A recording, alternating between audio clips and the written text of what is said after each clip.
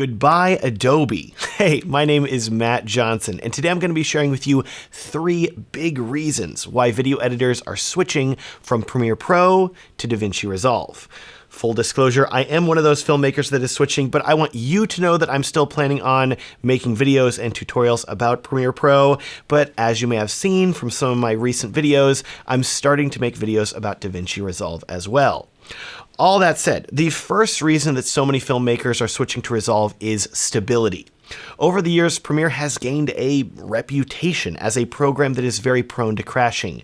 And while in my anecdotal experience as a PC user, I've only experienced crashes once or twice a month at most, I have friends on Mac that have Premiere crash multiple times daily. For context, I have a reasonably powerful desktop computer by today's standards, but I built it way back in 2016 when it was top of the line, and it still runs Premiere quite well. It's strange to me that Mac users have more issues with crashing, especially considering that Apple computers are more of a closed ecosystem with less variety when it comes to hardware. But hey, I'm not a software engineer for Adobe, so I cannot speak as to why Premiere users have been experiencing so much more crashing on Mac versus PC. Regardless, though, this has caused many filmmakers to begin looking to video editing alternatives like DaVinci for a more stable program, and they're finding it. The general consensus among editors is that DaVinci is one of the most stable video editing programs. That said, have I experienced DaVinci crashing? Yes. Multiple times, actually, but it definitely wasn't any more than I experienced Premiere crashing. In addition, in version 14, Blackmagic introduced a feature to Resolve called Live Save, where the program instantly and automatically saves every single click, cut, and button press that you make while editing. This means that in the rare instant that the program does crash, whenever you reopen it, you don't lose any work, and all of your edits are right there where you left them. Compare that to Premiere Pro, which auto-saves by default every 20 minutes, and if you have a crash at 18 minutes and you forgot to manually save, you just lost a lot of work. Not to mention, as your project gets larger, these autosaves can take significantly longer, sometimes up to 30 seconds to a minute in my experience, which can really interrupt your editing flow. There's nothing worse than having the whole edit in your head and you're working your way through it, and suddenly you have to pause for a minute while it saves and you're trying to keep everything in your brain. It's tough. Also, unlike Premiere Pro, which uses separate .prproj files to save all of your edits, DaVinci uses a centralized database system, which is less susceptible to project corruption. This means that if you have trauma from opening a Premiere project and you receive a pop-up telling you that your project file is unopenable, you don't need to worry about that with DaVinci. So it's really a 1-2 punch. DaVinci is more stable than Premiere, so it's less likely to crash. But then, in the event that it ever does crash, you aren't going to lose any of your progress anyways, because of the way the program's designed. Okay, so stability is number 1. Closely linked to stability, though, is the second reason that many filmmakers are switching to DaVinci, and that is speed. Now, there are really 2 aspects of speed whenever it comes to video editing. First, you have rendering performance, which is how fast your editing software can render a video. This is the most common way that video editing program speeds are benchmarked because it's very easy to press render and see a countdown timer and know the exact amount of time it takes a video to render. But there's arguably a more important area of speed than render speed. And this is something that's going to affect every single video editor, and it is timeline speed. Yes, how quick and responsive the program is whenever you are clicking around, playing back video clips 1 or 2 times speed, making cuts, adding effects, etc. Ideally, you want your video editing software to be as fast as possible whenever it comes to timeline speed, because anytime there is a delay or hiccup where the program doesn't do what it's supposed to do, or it takes a while to do what you want it to do, you are losing productivity and possibly falling out of your creative flow. Come back in time with me now. The year is 2010, and at this point, nobody's thinking about using DaVinci as a video editor. It's too early. Apple has just released Final Cut Pro 10, this fancy newfangled software that is being universally hated online because everything is confusing and the timeline's completely different. Why is it magnetic? Nobody understands it, nobody likes it. Final Cut's predecessor, on the other hand, Final Cut Pro 7, is getting quite old, and video editors are starting to look for an alternative because they're all buying these fancy new DSLR cameras that film video, and they're finding themselves needing to use a program like MPEG Streamclip to transcode all of their video files before they can even edit them in their software. MPEG Streamclip. There's a blast from the past, by the way. Tell me in the comments if you ever remember that software. Anyways, right around then, a savior appears. Adobe announces Premiere Pro CS5, and one of the greatest innovations of CS5 is a feature called the Mercury Playback Engine. Adobe has done what everyone thinks is impossible, and they've created a video editing software that does not require you to transcode any of your footage before you import it. You don't need to spend hours before you can start editing your video. You can literally import any clip, including red raw footage, and immediately begin editing on the timeline because it will play back smoothly. Nowadays, we take this for granted. You can throw any footage in any editing software and it will just work. But back in 2010, this was completely revolutionary, and Adobe Premiere Pro CS5 was the only option. Back to the present now. Here we are many years later, and it's starting to kind of look like Adobe has been resting on their laurels. That Mercury playback engine is still there, but once you start throwing some 4K, 6K, or 8K higher compressed footage like H.265, Premiere starts to slow down. A lot. We're talking a few frames per second if you're lucky. Quite a far cry from the DSLR 1080p video back in the day. Of course, this playback speed is really going to vary depending on your camera hardware and codecs, etc. But the point is that in terms of timeline performance and speed, Premiere started to lose its edge. Enter DaVinci Resolve.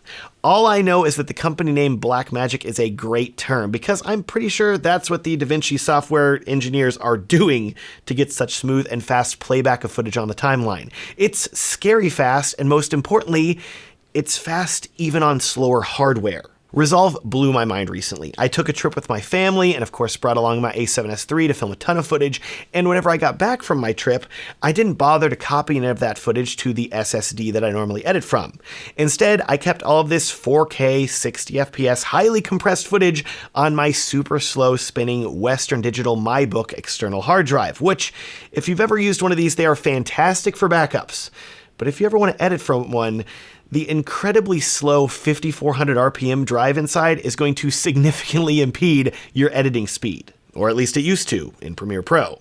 Because whenever I imported this high resolution, high frame rate, high compressed footage into DaVinci Resolve from this super slow spinning hard drive, Resolve still played it back effortlessly. Like, you hit play, it takes maybe half a second to stabilize the playback speed, and then it's playing back at a rock-solid 60 FPS.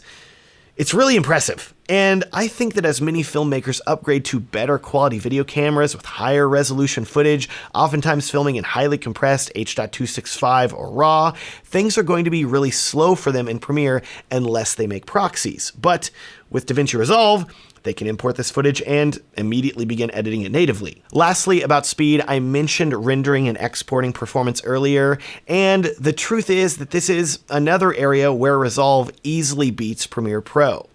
Edit the exact same project in both programs on the same computer with the same hardware, and Resolve will take better advantage of the hardware than Premiere Pro, resulting in multiple minutes saved on every video that you export. Heck, I know we're talking about filmmakers leaving Premiere for Resolve, but if you look at Apple's new Mac computers with their own proprietary chips running Final Cut Pro, Resolve oftentimes exports videos faster than Final Cut can.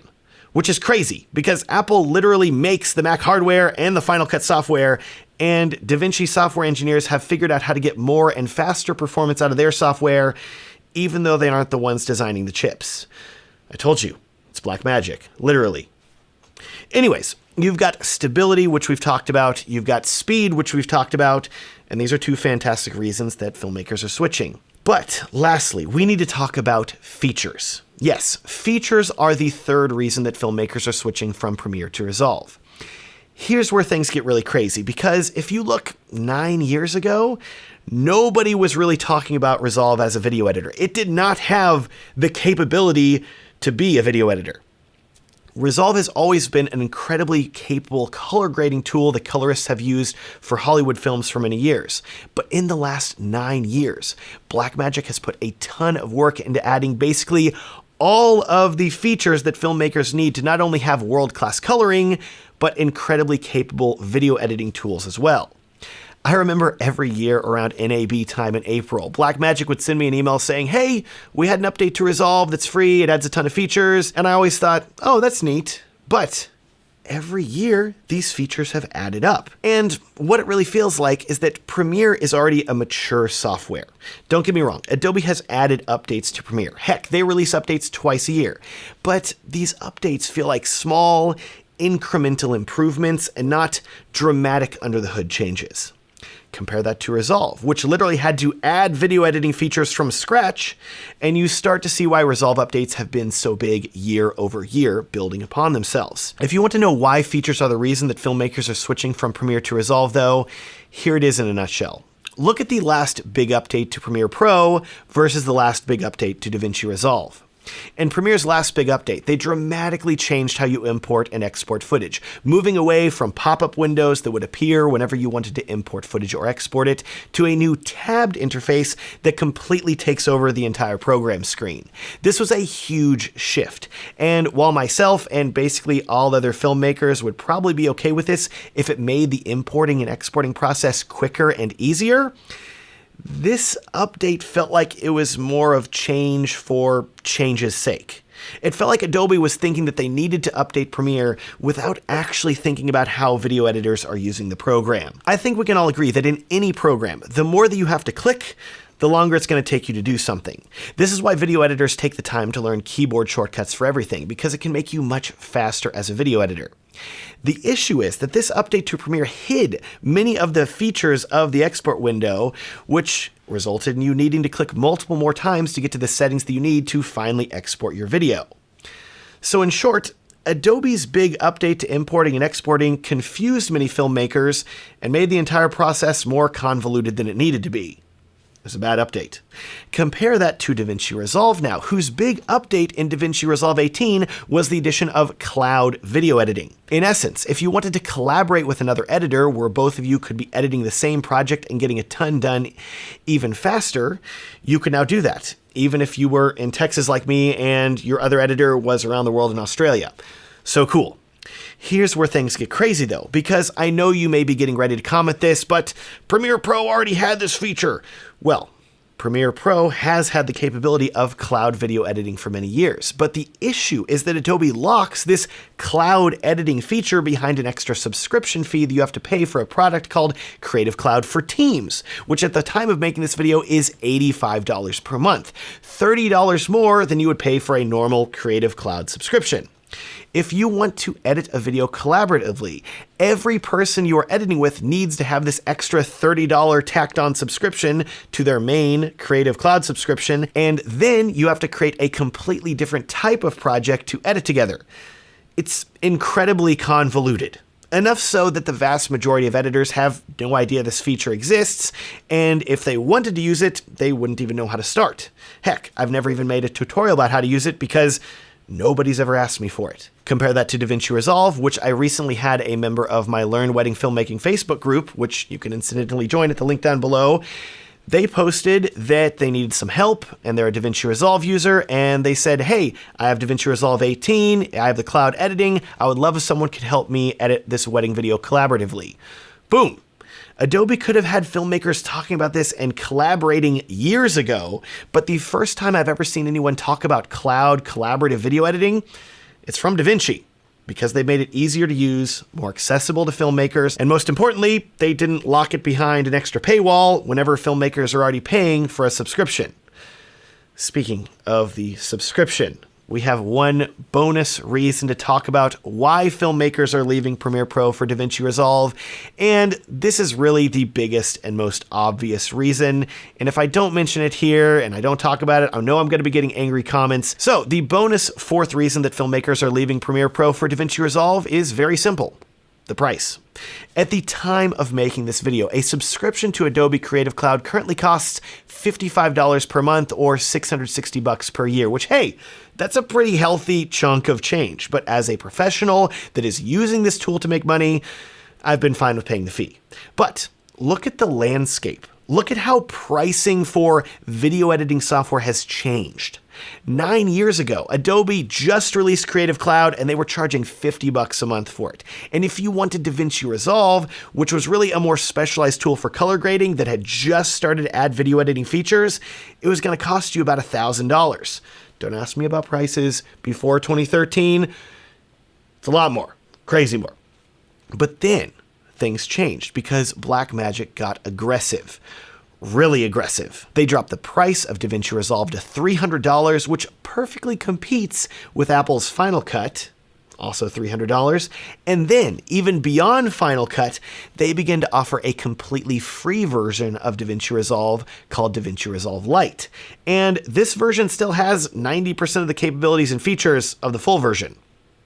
And then, even if you pay for Final Cut or DaVinci Resolve, they are still only a one-time $300 fee, where once you pay, you get free updates for the foreseeable future. To be clear, as far as I'm aware, both Apple and Blackmagic have never guaranteed you're going to be getting free software updates for life, but looking at their track record for almost the past decade, I don't think they're going to start charging for upgrades. So here's where we're at. For me and many other filmmakers, I'm basically locked into the Adobe ecosystem for probably the rest of my life. I have way too many old projects that I still access very often, and I'm going to need to access them in the future, so I'm gonna have to keep paying for Creative Cloud, and maybe you feel the same way. But while yes, there may be many filmmakers that feel like they're stuck in the Adobe ecosystem paying that monthly fee, some of us are going to escape.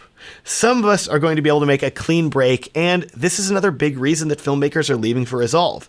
The thought that they could go from paying hundreds to paying nothing per year, that's super enticing. Plus, I want you to think about all of the new filmmakers out there that are just getting started. Maybe you're one of them, and you just bought your first camera and you're thinking about which video editing software you should start using. When you're a new filmmaker, you don't have a lot of money and you have a lot of gear to invest in. And I'm sure you're looking at the price for software and you're saying, wait a second, I could either pay Adobe every month for the foreseeable future or use DaVinci Resolve completely for free and maybe eventually pay them $300 once? The choice is really obvious. So let's tie it all together now. The reason that video editors are leaving Premiere Pro for DaVinci Resolve really come down to Resolve being more stable, less crashy, faster both on the timeline when it comes to editing as well as rendering video. Plus, DaVinci is adding many features that filmmakers want without introducing change just for the sake of change. Throw in the fact that DaVinci is offering all of this for the low price of free or $300 at most, compared to a high-priced monthly subscription. It all becomes very obvious. Can Premiere turn things around? I don't know. Part of me wants to believe they can, but to do so, it's going to require a massive rewrite of the underlying code that the program is built on, where they optimize Premiere to fix those crashes once and for all, really compete on speed and beat their competition, honestly. And most importantly, Adobe needs to make video editors feel like they're getting their money's worth for the program that they're paying for every single month. The vast majority of Premiere Pro's issues are self-inflicted wounds that Adobe has given themselves, and it's no surprise that Blackmagic saw this, capitalized on it, and put the work into DaVinci Resolve to start to take over. With that, thank you so much for watching me rant about video editing software drama. Did I miss any reasons that filmmakers are leaving Premiere Pro for DaVinci? Am I crazy?